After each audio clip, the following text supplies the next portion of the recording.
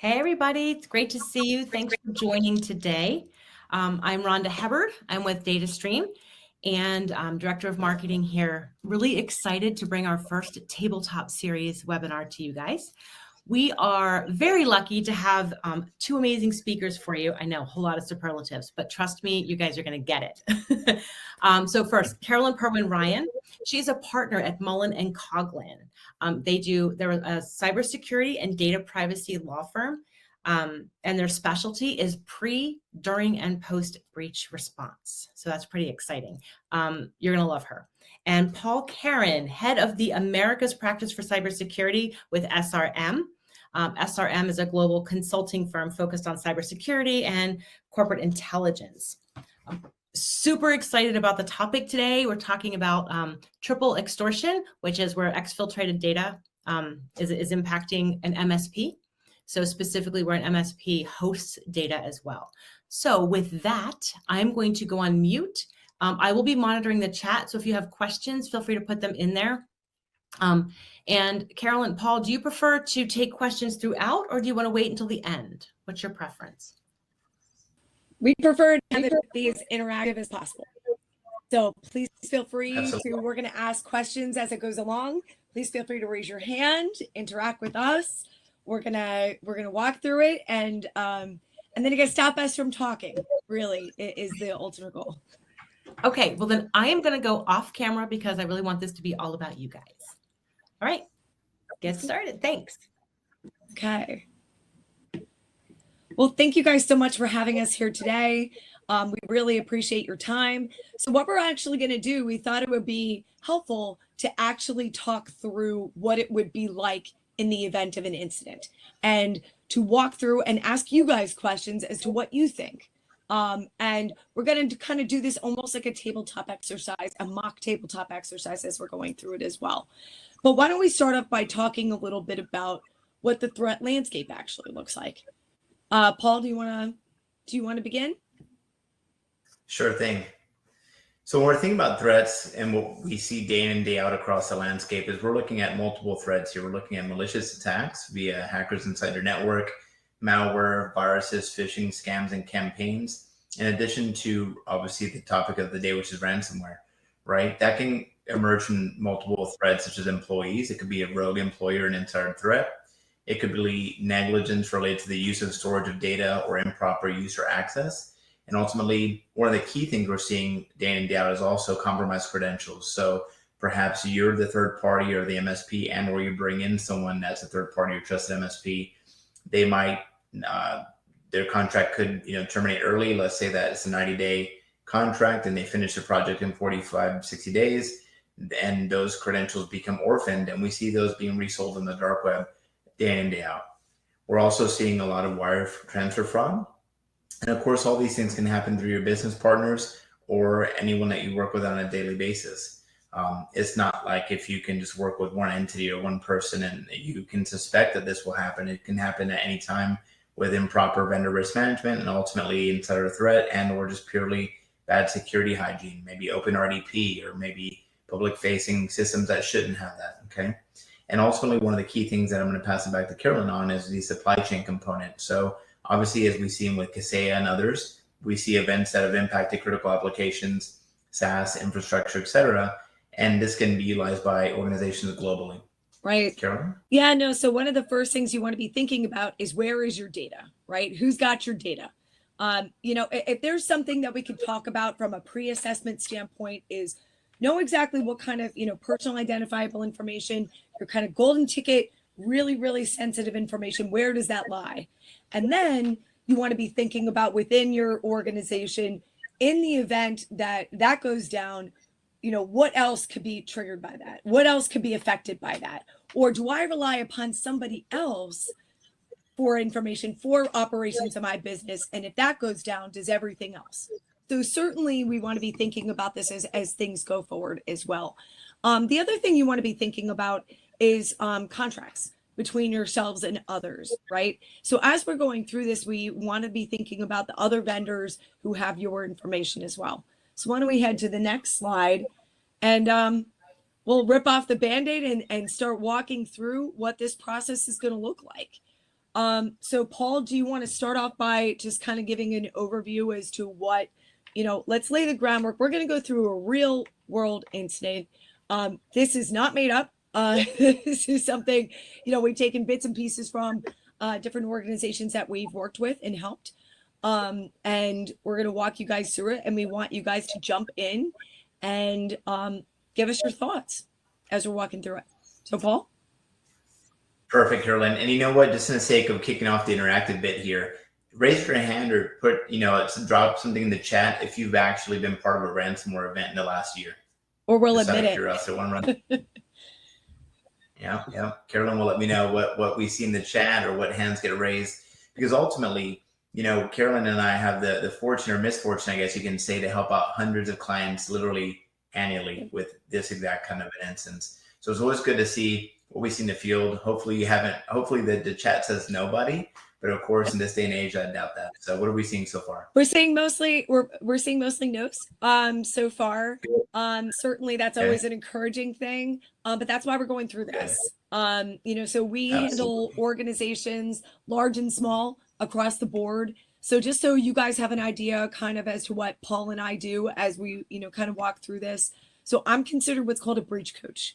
So I'm a lawyer. All I do is cybersecurity and data privacy. So my goal is kind of trifold when these kind of things occur, right? Just so you guys are aware, and I certainly want to have an understanding as to what you guys would think in this particular situation. But, just so you know what both roles that we would play in something like this when this would happen. So I would guide you through any sort of communications. I would guide you through and advise you as to any sort of state and federal and contractual obligations, assist you and guide you through this entire process. And also, connect you with Paul, with forensics, who's going to help you through this process as well.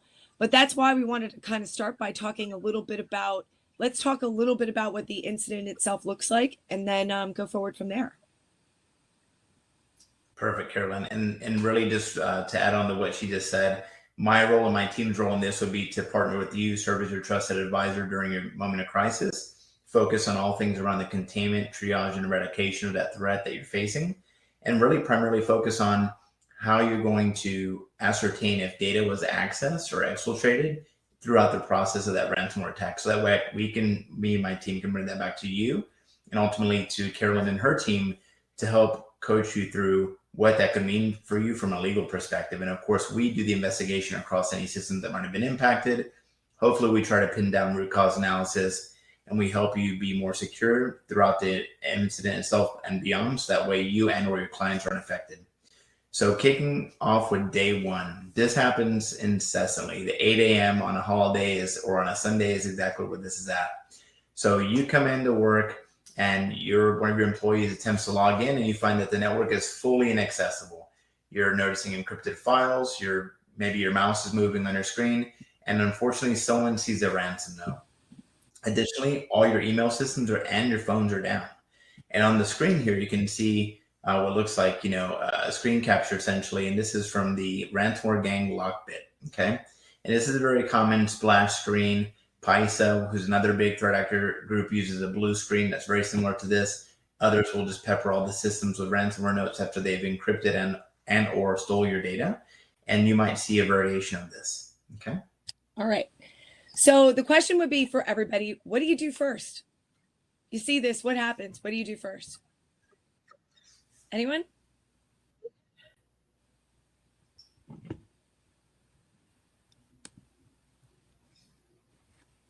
And we can look through, and I think would be beneficial to look through a technical and non-technical lens to that question absolutely. As well. So I'm waiting to see if anybody responds. So I will tell you, and one of the questions I did get is, what states do I practice in? All 50 states. So I handle incidences in California, Pennsylvania, Kansas, Wisconsin. So in our practice, we have about 96 different attorneys. And we are barred in about 18 different states across the board, but we work with organizations, large and small, municipalities, everything across the board. I'm seeing some responses: disconnect the network, contact your cyber insurance, who will start attorney-client privilege and kick off the overall process. These are great responses. Okay. Yes. So just so you know, one of the things, through your cyber insurance, we have a 24/7 hotline. So highly recommended that that's one of the first things that you do. And the reason and purpose behind that is what? Is so then you get connected with someone like me. So then the process starts. Just so you know, if you call at 2 o'clock in the morning, you call on Sunday, holidays, because holidays are our favorite one. Speaking of, and all the rest, they are it's very frequent that kind of situation does occur. So what happens when you call that phone number? Okay, so number one, usually what it is that conflict checks are run within the first half an hour. It's usually not any more time than that, if not less than that. So once that conflict check is run and everything is clear, somebody reaches out to you from my firm who will call you to see what's going on. Is it wire transfer fraud? Is it business email compromise? What's going on within your environment? And then we then set up the next call. Typically that call happens within an hour. Now, depending on, your insurance, sometimes the adjuster gets on the phone with on the first call.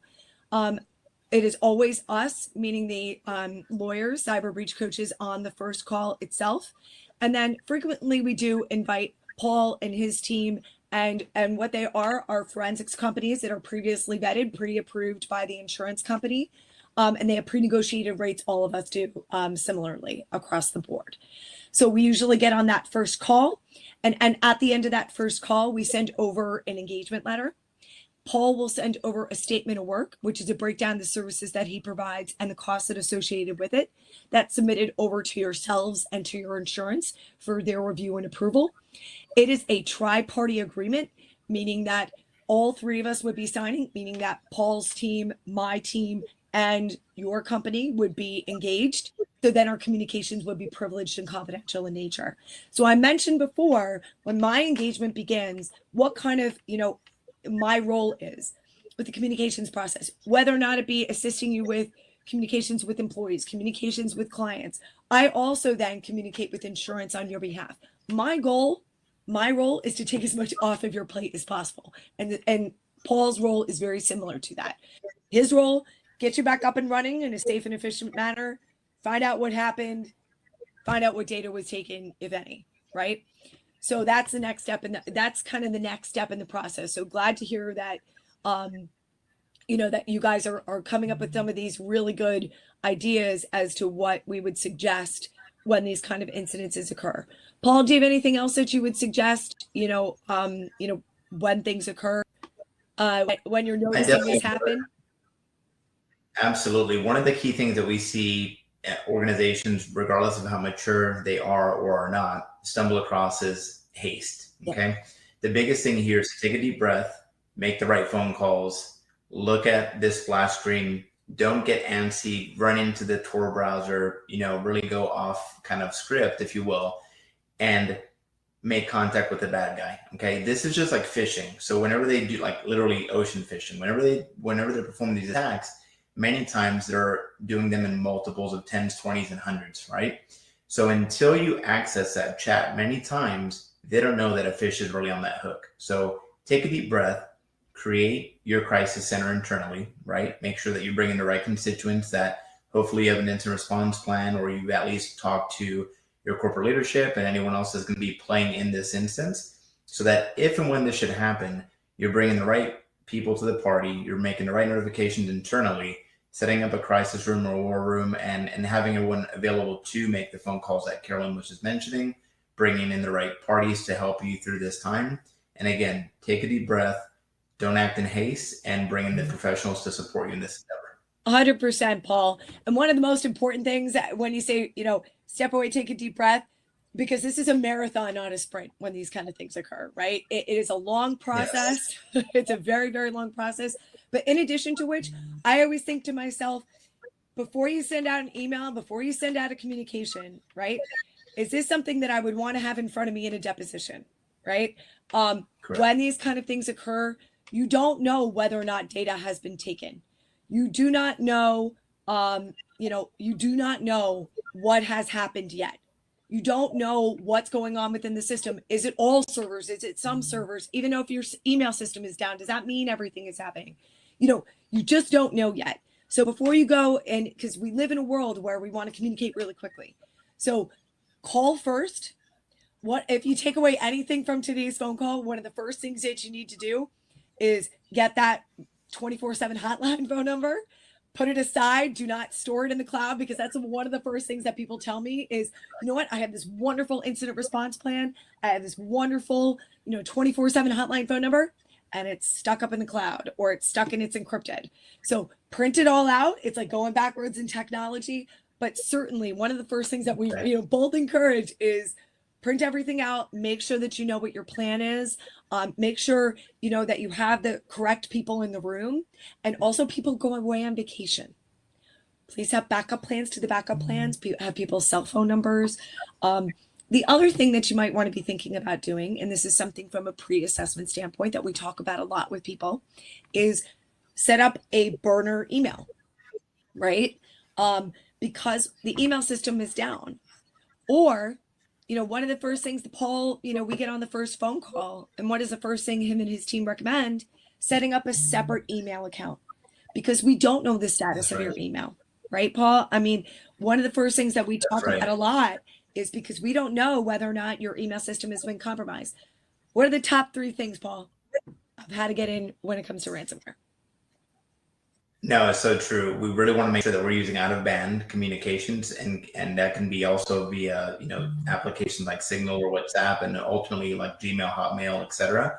Because we never want to have the opportunity for the bad guy to stay in the middle of the communications, the plan, and ultimately see the playbook. Right? We don't want them to be involved in that.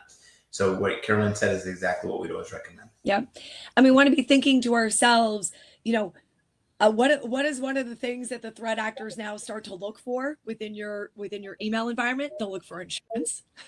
They'll look for attorney communications. They'll look for forensic communications. And we've seen it happen. So don't give them that opportunity. Certainly as this thing is going forward. So I guess, Paul, we could go to the next slide. It sounds like we've got a plan. Perfect. All right. So day 1, now we're at 3 p.m. Carolyn, do you want to kick it off? Sure.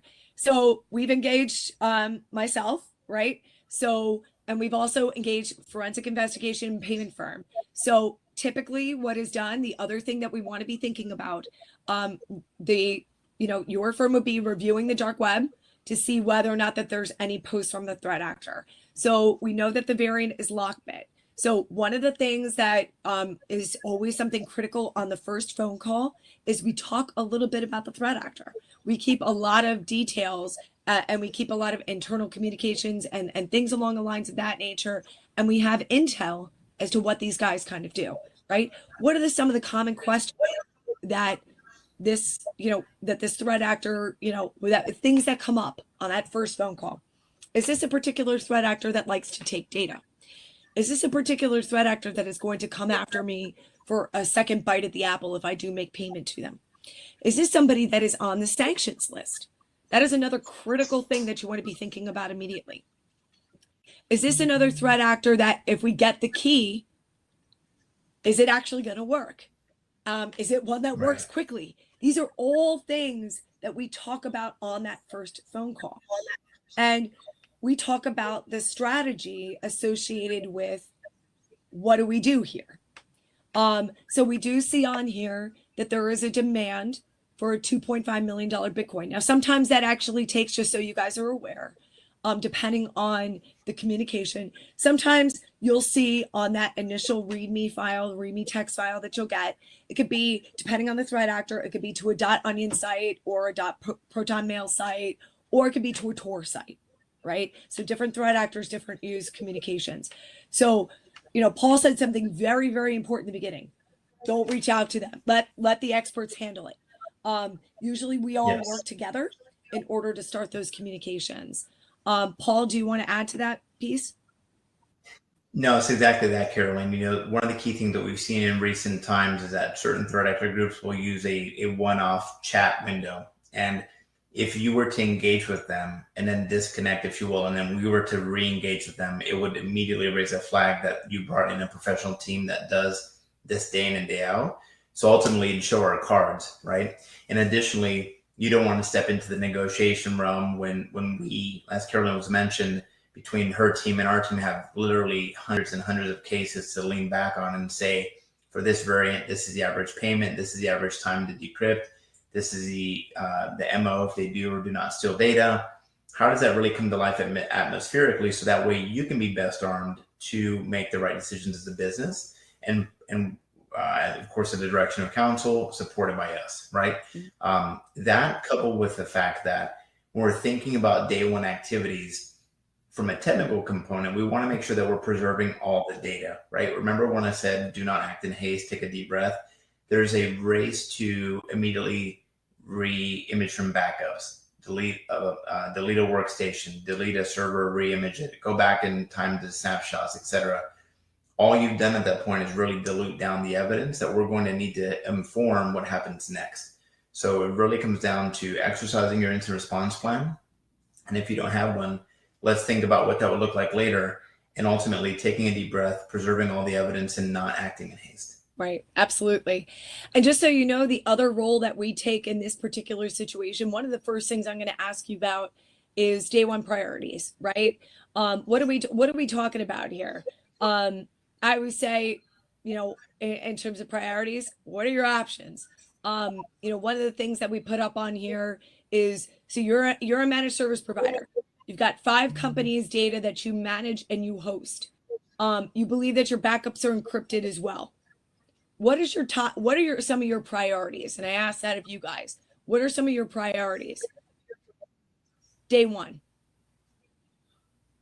Give everybody a minute or so to answer. What are some of your priorities? One of the things that I do get asked about a lot is, when do we call law enforcement? I will tell you, as a day one priority, that is a day one priority. We file that, it's called an IC3 form, which is the FBI complaint form, right away. We do work with a lot of local law enforcement. So just so you guys know, there are different variants and different threat actor groups that are out there. My goodness, I mean, the number grows per day, and they faction off in different directions all the time. So I can tell you, it's 65 one day, it's 85 different, it's a lot of different ones. But there's different FBI local offices that do that actually do the intel and do the investigations for these particular threat actor groups that are out there. So we communicate with them right away. I pick up the phone with them right away. The local FBI office, I have very good relationships with them across the board. And we let them know what's going on. And they'll give us, intel as to what, they'll sometimes give us the most recent indicators of compromise. They'll they'll help us with, some portions of it, they'll let us know, like, we provide them over malware samples. We'll provide them over, additional intel to work with them, because that's how this is going to stop, right? And that's always what I say. We work a lot with and very closely with the FBI when this kind of situation occurs. But in terms of other day one priorities, is there anything that you guys are going to be thinking about? What about communications to clients? Is there a key one? Yes. I mean, what are you going to say at this point? Is there anybody inclined to use what I like to say is the B word? Paul knows what I'm talking about. Oh yeah. Oh yeah. So when I say the B word, I mean breach. And one of the things I will say from moment one is, don't use that word yet. we remove it from your vocabulary, right? Because we don't know until we know, right? And on day one, you're not going to know, right? So certainly, that's what Paul and his team are going to be tasked with doing. So one of the things that I would encourage you guys to think about on day one is, what are we going to say to the clients? Put that and talk about that on a pre-assessment standpoint. That's why we bring up these topics of conversation up now. So let's talk about it from, I'm going to talk about it from a communication standpoint, and then I'm going to turn it over to Paul to talk a little bit about on the technical standpoint, what does that first day look like, right? So from a communication standpoint is this: my team comes up with a playbook, right? As to, what are you going to say to your employees? What are you going to say to your clients? Who are we going to contact on local law enforcement? Do you have an incident response plan? What part of that, and what are we doing? Who are we talking to? And what, if our email systems are down, phone systems are down, how do we communicate with our clients? what does that process look like? So one of the things I certainly recommend, is being upfront with your clients. And in addition to which, one of the things that you need to be thinking about, especially given the fact that you're a managed service provider, is do you not only from a state and federal obligation standpoint, that's one thing, but do you have a contractual obligation to notify some of your clients right away? I mean, if you're down, they might figure it out anyway, especially if you're managing. So you want to be upfront with them as much as possible, right? But you want to be able to give them the intel that you have, right? So it becomes a little bit of a balance of, we can only give the information that we know. And it's very frustrating, right? Because this is not a short process. You're having to take a look through a lot of, Paul's going to talk about preservation of evidence. But one of the first things that you want to be thinking about is how you're going to communicate with your employees, how you're going to communicate with your clients. Now, most insurance companies out there, pretty much all of them that I work with, do have public relations firms. But if you don't want to work with the public relations firms, we handle all the communications for you all the time. So what does that look like? What is that, for your company? You want to be able to say, am I going to say it's a cyber incident? Am I going to say it's ransomware? Am I going to say I'm a victim of this? What, those kind of choices, it's good to have these conversations now versus at the time. It's always good to establish relationships now, with breach coaches, with forensic vendors, with PR company. Because you don't want to be making those relationships and taking a look at those contracts at the time in which an incident itself does occur. And when I mention contractual obligations, one of the things that you want to be thinking about is your clients, given the fact that you're a managed service provider, do you have an obligation to your clients to notify them right away in the event of a cyber incident? You have to take a look at your contract, see what it says. Or do you just want to from a business perspective? That's certainly something to balance. But Paul, I'm sure, from a technical, I know that you give clients a number of different things. What does it look like on the first day, Paul?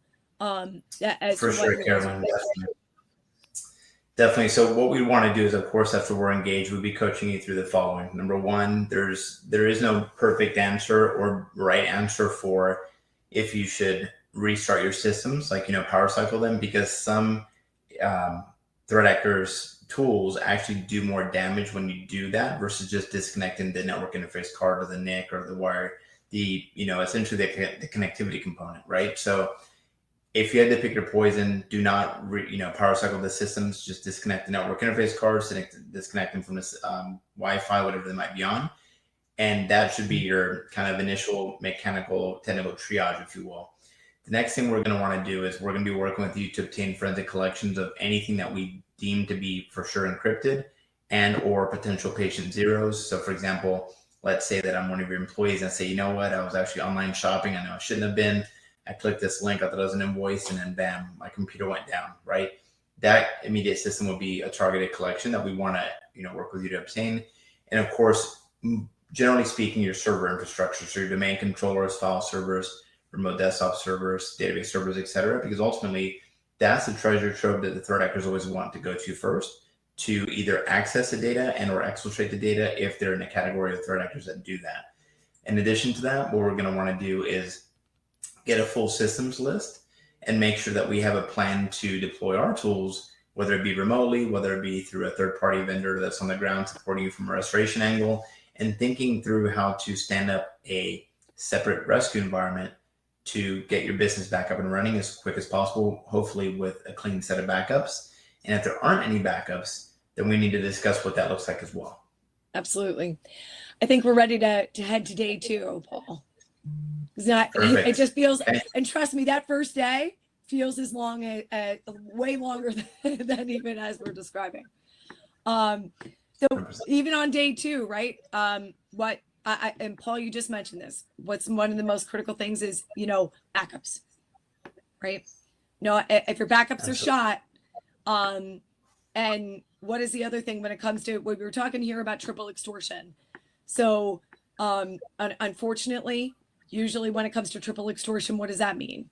It's lock you out and extort you for cash, take your stuff, and then the second bullet point right up here, which is text messages, emails, phone calls to employees and CEOs. So that's something that you also have to have your company be prepared for. And the other thing is, we've also seen it now where they not only threaten your company, but they will threaten your clients' companies, your clients' companies as well. So then the start of the conversation is to pay or not to pay. Is there, so Paul, I'm gonna put you on the spot. Is you know, and we get asked this question every time. Why do we reach out to threat actors? Even if we're not going to pay, even if we say absolutely not, is there a reason why, you know, is there a potential strategy to reaching out to threat actors? Absolutely. There definitely is. At the end of the day, every single piece of communication here, team, is an intelligence gathering exercise, right? So one of the things that Carolyn and I coach our clients through is ultimately, even if you're not going to make a consideration to pay, it's still a fact finding and intelligence gathering exercise to leverage teams like ours to understand what nuances the threat actor provides, such as maybe they'll provide a file tree. So that way, in case we can't get the collection of a specific high critical value server because it's encrypted or because it was damaged in the attack, and now we have a massive blind spot in our investigation, perhaps the threat actor would reveal that they provided us a file tree, and then we can use that data to cross triangulate essentially what we're expecting versus what they provided versus what we can ascertain. Okay.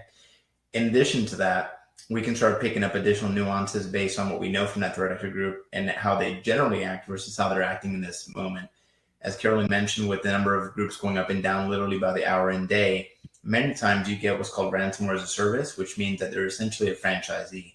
So I could have 200 plus cases with one threat actor group, and then I see that there's nuances and things that this specific interaction is out of text or out of context or out of place. I'm like, this might be a franchisee. So now it throws off the entire calculus and we need to treat it differently, right?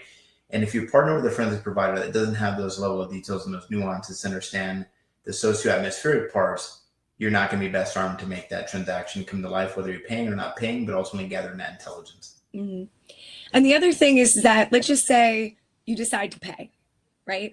Paul, can you walk us through a little bit about what that process looks like? I could talk about, you know, how we, you know, again, the OFAC check itself. But why don't you walk us through what that looks like? Let's just say somebody decides to pay. Sure thing. So generally what happened is we through multiple rounds of negotiations, we would get to the lowest price that the threat actor is willing to provide at that time, coupled with where that intersects with your business decision to make that payment. So once you give us a green light to make payment, we would then work with one of our providers to perform what's called an OFAC check, so the Office of Foreign Asset Control. And what that does is it checks if the threat actor and the ransomware binary, so the actual malware that we're able to identify throughout the attack, coupled with a Bitcoin wallet, are on sanctioned list to not be paid. Okay, that process gets performed. There's a memorandum that comes out of that process to ascertain that at the moment in time, literally to that hour and minute, if you will, that group and that wallet was able to be paid. We bring that information back to you, the team, the insurance carrier, and ultimately to your breach coach, in this instance, Carolyn.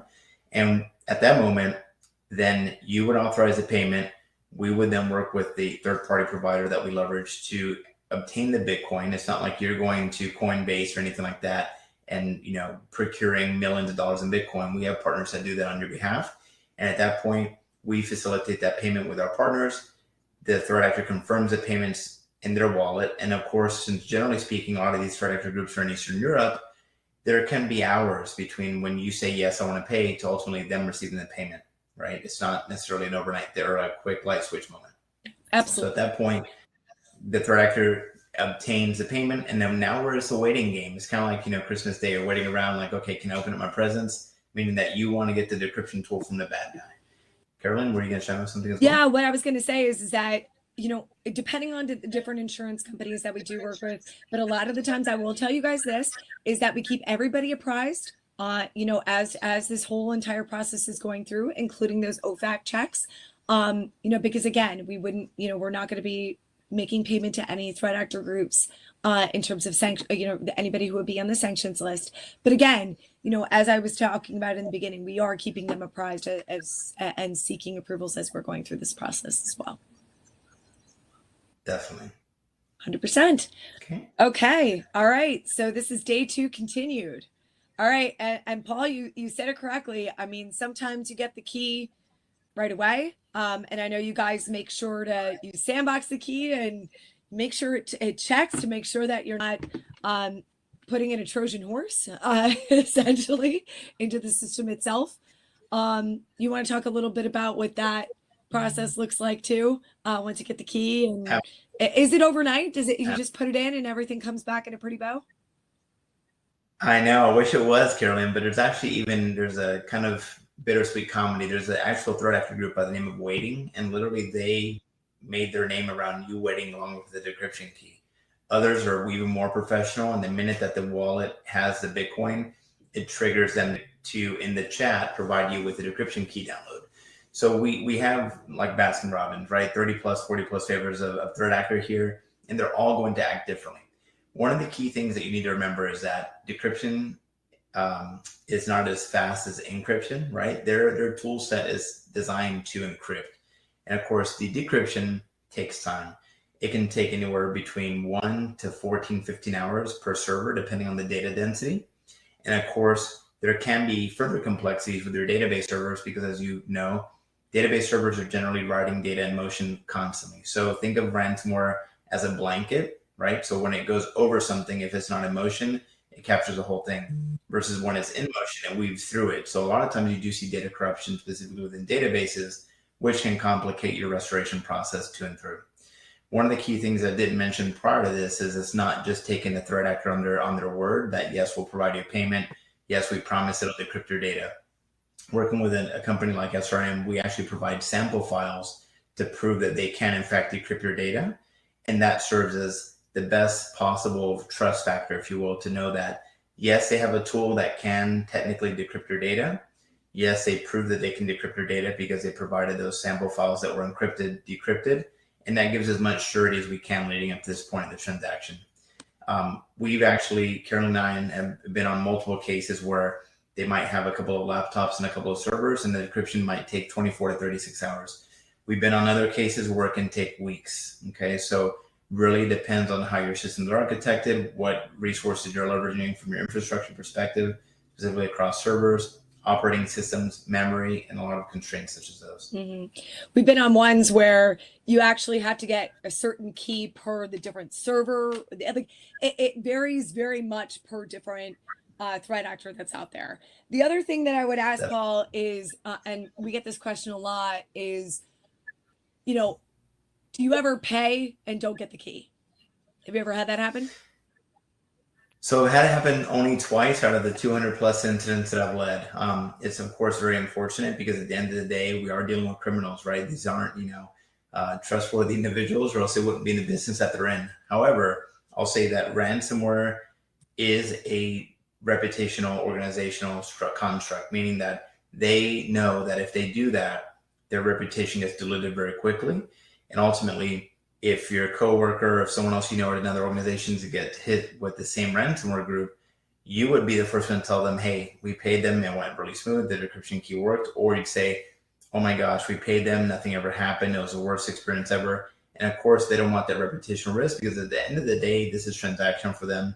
They want to encrypt, they want to make the money, and they want to make it any way that they can. So knock on wood, out of the multiple, literally over 200 that I've led cases, I've only seen it happen 2 or 3 times, and it's been pretty catastrophic because there were no recoverable backups. Yep, same here. I mean, they even have a lot of the times when we've had keys that haven't worked properly, they do have almost like a customer service line where we do reach out to them and explain, and they have been communicative back, depending on which particular threat actor is out there.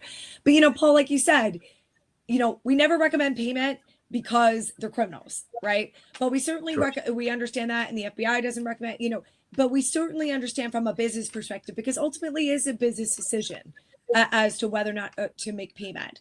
Because on one hand, you take a look at it and you say, hey, look, this is the reason why this is happening. Don't want to make payment to this particular threat actor group. The other, then you have clients who are saying to you, I want you to do everything in your power to make sure that that data doesn't go up on that dark website that everybody could access. I should say everybody, but it is accessible to anybody that's out there, to get and download that data, because they put you up onto the dark website, they put your name up there, then they slowly leak data. We also talk to you about what that process looks like as well, depending on the threat actor group that's out there. But the other thing that you want to balance is, and Paul, just as you said, some people, take a look at it from a business perspective, saying, do you have healthcare institutions? Are you a managed service provider for healthcare institutions? Do they need to get back up and running and they need their data from an emergency standpoint? And they balance it from the business perspective of, hey, look, or I'm a construction company and I need a bid to get out the door in the next 2 days. I need my data, and that's what you need to balance, is how long am I going to be down versus the payment? And people certainly do balance it. So I certainly understand from a business perspective. And that's the reason why we talk these through, and it becomes a very in-depth conversation before any sort of payment is made. So all sorts of considerations as we're going forward with this as well. In terms of communications with the clients, certainly one of the things that you want to be considering is what kind of data that you have. I mean, this kind of goes back to the initial discussion that we had, is, so are you talking not only just about your employees' data, but of the companies that you manage as well? What kind of data are we talking about? Is this something that you have a contractual obligation to tell them right away? Is this something that you have a contractual obligation to provide them forensic updates? Is this something that you also have to provide them a forensic report? Is this something that in the event that data was in fact taken, do you need to provide notification on their behalf? Typically, I will say, based on my experience with managed service providers, we do that as a business, from a business perspective, but also you might have a contractual obligation to do that. And you might have more expansive definitions of what's considered a cyber incident and what's considered a breach of data. Because I've seen contracts out there that say, hey, look, even if any of my data was accessed, even if it was name and address, that to them is considered confidential and information that would trigger notification. So you want to be aware of these contracts in advance. You want to have these communications in advance. You want to be talking with your clients, because the most frustrating thing in this entire process is being in the dark. And and you might not know the answers, right? And that's going to be frustrating for your company. It's going to be frustrating for them. But keeping on a regular communication basis, on a regular is something that you want to be doing. But also you want to be thinking about is also talking to your employees as well, arming them with the information, but also consistent messaging. I can't say that enough, is because you don't want to tell one person one thing and one person another, because then in the event that they talk to each other, you don't want to have things out there that are conflicting. All right, Absolutely. so let's go to the next slide. Okay. So forensic investigation is continuing. So you get an email and a reach out from an anonymous tip that the Philadelphia Inquirer, I picked the Philly Inquirer just because, not picking on Philly Inquirer, it could be Miami Herald, it could be anything that's out there, but any sort of media news organization, they asked to do an on-camera interview. What do you do? And just to add more context and color to this while everyone's putting something into the chat, we've seen this many times where the minute that the data is even flashed, not even your data files, but just the fact that your name was compromised in an event or an incident, they're scraping Twitter for this. And there's Twitter feeds that just literally just pump in to the media outlets to let them know that this organization was hit. Someone can do a couple of minutes due diligence and know that your MSP supports maybe a couple of key clients, and then it just goes further and it keeps multiplying. Absolutely. So I'll pause there to see if anyone posted anything in the chat. It happens a lot. And the other thing is that also if you work with companies, especially Fortune 500 companies or anything like that, they're also ones that are monitoring the dark web and will scan the dark web to see if your name gets posted up on there, if you're a vendor that works with them. So talk about another thing with vendor management. They will look. I'm not seeing any responses, but I will tell you one of the things I would recommend in this particular instance. If you're getting a request to do an on-camera interview, one of the things I would certainly highly recommend and suggest is to decline to do that right away. Come up with a statement that you would provide to any sort of PR, any sort of press inquiries that you're receiving.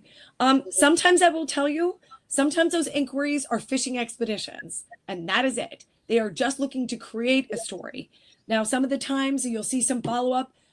Always important to have good relationships with some of the local newspapers that are out there too, in the event that you do need to provide them the press. But that's something that we prepare for even on day one, is here, this is the communication that in the event you get an inquiry, you would let your lawyer know right away. So then you can craft a response and then send something out that is, pretty standard across the board, especially if they have follow-up inquiries, because you want to make sure that they're connected with the correct person. And also you want to make sure for that consistent messaging purposes as well. In the instance of time, I'm going to go to the next slide. We could talk about PR all day. So, Paul, Okay. from a forensic perspective, what happens next? For sure. So one of the key things that unfortunately we can't advance the time clock on is the speed between when we get the collection and, generally speaking, when we're able to provide you with what we're seeing in that forensic collection. So that can be anywhere between, 72 to 96 hours is probably about industry standard, depending on how much volume is in that specific collection. If you give us one server versus 500 servers, it's going to change things drastically as well, right? So generally speaking, doing days 4 and 8, we're still in the trenches. We're still performing the forensic investigation. We're giving you triage findings. We're setting up update calls to provide as much information versus just giving you the so what at the end. We provide it incrementally to help steer the investigation and what we're going to do next, and ultimately inform you and inform Carolyn's team. And at that point, we're processing through that. We're trying to get to the bottom of how it happened.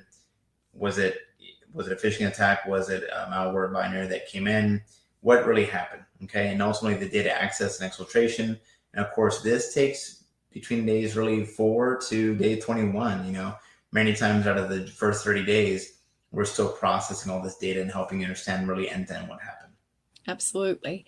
And by the way, at the same time, this all happens all together. That's the most critical thing to be thinking about. So you're not only restoring, but we're finding out exactly what happened. That's why sometimes when you talk to the threat actors during this entire process, sometimes you want to extend the conversation. Sometimes you don't want to extend the conversation, right? Sometimes you got to get that key and get up and running really quickly.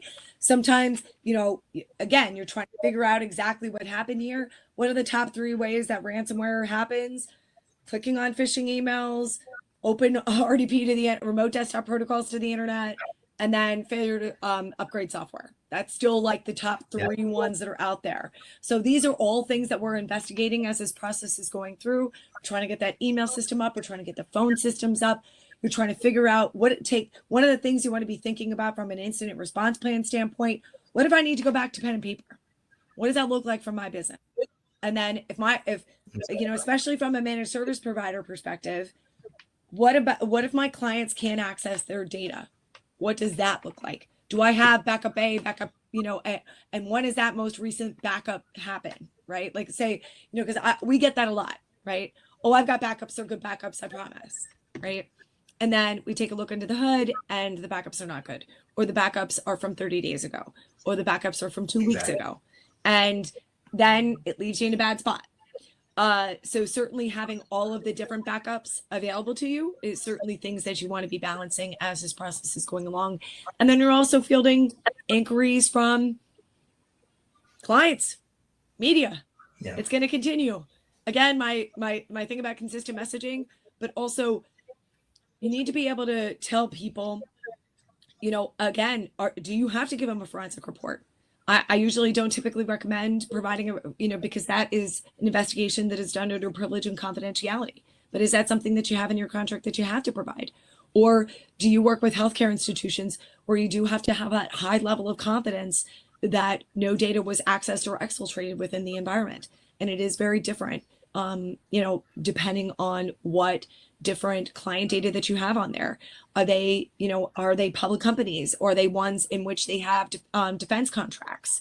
Are they, so all, that's why when you, especially from a managed service provider perspective, you need to be thinking about not only just yourselves, but the client data that you actually do hold.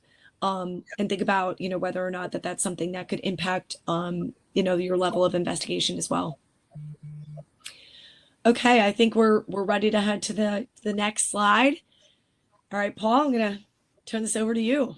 Sure thing. So let's blast through this one, team. So ultimately, we're at day 10. We've performed our analysis or investigation, and ultimately, what we've seen is that there's an IP scanning tool that was used throughout the attack. They also harvested your credentials to obtain lateral movement as well as privileged access. They leveraged a tool by the name of Mimikatz, which is a credential harvesting tool, to go through that journey. And this happened across multiple endpoints, and we confirmed that you have 250 gigabytes of data that was stolen from your environment. This happened across all 5 systems that house your client data. And now we put together what's called an access and exfiltration list. And it's basically like a massive Excel spreadsheet that we bring to you and to your breach coach to ultimately go through that and help you understand what needs to be mined for critical data, sensitive data, and data that needs to be discussed with the clients. Mm-hmm. So what does that process look like? It's usually a two-phased approach. So number one, what we do is we do what's called a keyword search. So all 50 states, this is probably something that everybody absolutely wants to hear, but all 50 states have different cybersecurity, but they have data privacy laws, right? So different obligations based on different states. So each state has their own set of laws when it comes to, for instance, what is personal identifiable information. So all 50 states pretty much include social security numbers, driver's license, and financial information as personal identifiable information. But some states out there have fingerprint information, biometric data information. Other states have maiden name. Other states have dates of birth. Other states have medical information considered to be, from a state perspective, triggers for personal identifiable information that require notification. So that first phase does a keyword search for all 50 states for all of the information that's on there. The second phase is it's almost like the manual review portion of it. So they take that keyword search and then they actually put eyes on the documents themselves, and then they create an Excel spreadsheet that would have first name, last name, address to the extent it would be available in the document itself, and the personal identifiable information that is found within the document. So that leads to the next slide. So data mining concludes. And when this jumps to day 50, this is not something that is abnormal. This is not a quick process, and it is not an uncostly process. It is very expensive to do. Anybody who's been familiar with what's called e-discovery, it is a long and arduous process. And by the way, they're just taking a look at the documents you have. So at the end of it, you also are potentially in a situation in which you might not have addresses for everybody. So that's also something that you need to be considering and potentially look for. So I put on here, when the data mining concludes, this is what you have in terms of the output. The names and social security numbers of 10,000 individuals and 400 in Florida. Now, 500 or more in Florida triggers a notification to the Attorney General. So each state, like I said, has different requirements on different levels. And that's something where a breach coach would be advising you. So we'd be drafting up those notification letters to the individual, to attorney generals. There's different states out there that have the capability to have an individual plaintiff cause of action as a result of these kind of instances that occur. Some of them have attorney general that can come after you in terms of for violations of these particular statutes that are out there. If you fall under any of the federal realm, I mean, we could talk about this all day, but depending on whether or not you fall under, SEC, if you have, obligations to Department of Insurance, to Department of Education, you need to be thinking about all of that kind of data and all the particular. So that's what my job is to advise you as to all the different notification obligations would be. But in Florida, like, just so you know, you'd have 30 days to notify those particular individuals from it. So you want to be thinking about that. Pennsylvania does not require you to notify the attorney general, but you do have to notify those individuals, but it's without unreasonable delay. Connecticut, you have to notify the individuals. It's 1,000 individuals. You have to notify the Attorney General, but you also need to provide 24 months of credit monitoring if Social Security numbers are involved. So each state has their own set of nuances. And then let's jump over to the part where we talk about client information. So under your contract, do you have an obligation to provide notification on behalf of your clients to the end run individuals? I will tell you, usually you have to get auditing permissions from these particular clients and then send it to their end clients as well. So this is not a short process. I put on here that there was 500 individuals that were all Washington State residents. Dates of birth were the only thing that were at issue. Washington State and North Dakota are the only two states out there that dates of birth are considered personal identifiable information. So that triggers notification. So you want to be thinking about this as this process is going forward as well. And we could go to the end slide, Paul. Lessons learned. We could go next on here as well.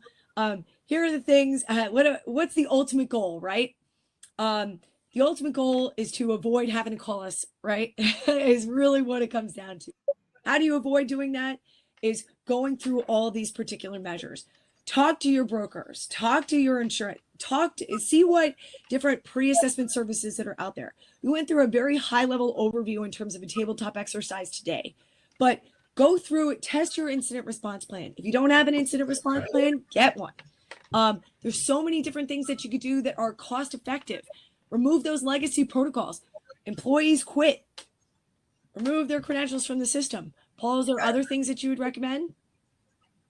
Totally. And, really the key thing for the incident response plan is don't develop it on your own, because you're playing on a team, right? You're going to be playing with a forensics firm. You're going to be playing with a breach coach and in a crisis communication team, et cetera. So until you bring all those constituents to the table, your plan doesn't have a valid approach, because you might say, well, we're going to do this, but then if that's going to have a secondary tertiary effect that's going to impact you with your breach coach, with your forensic vendor, it's all for naught. So definitely do it in partnership. Absolutely. And take advantage of the services. That's why you have insurance, right? Take advantage of the services, because, the thing is that think about it from a perspective of, in the event that you do have to make these ransomware payments.